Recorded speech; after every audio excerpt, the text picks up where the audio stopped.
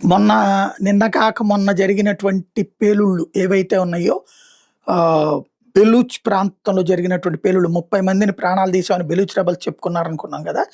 దాంట్లో కీలకమైనటువంటి సైనిక అధికారులు చనిపోయారని కూడా చెప్పుకున్నాం కదా!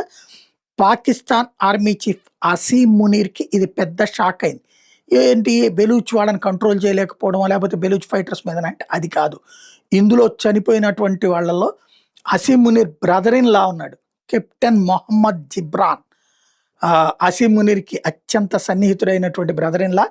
తాజాగా పాకిస్తాన్ కోస్ట్ గార్డ్స్ పర్సనల్ గా ఉన్నటువంటి ఆయన్ని కాల్చి చంపారు అక్కడ బెలూచ్ రెబల్స్. కోస్ట్ గార్డ్ క్యాంపుని మొత్తాన్ని ధ్వంసం చేశారు. గ్వాదర్ పాన్వాన్‌లో జరిగినటువంటి దీంట్లో బెలూచిస్తాన్ని ఆక్రమించినందుకు ఇది మా ప్రతీకారం అని చెప్తున్నారు. అసీం మునీర్‌కి ఇదో పెద్ద షాక్. కాబట్టి పెద్ద ఎత్తున బెలూచ్ మీద దాడులు జరగొచ్చు.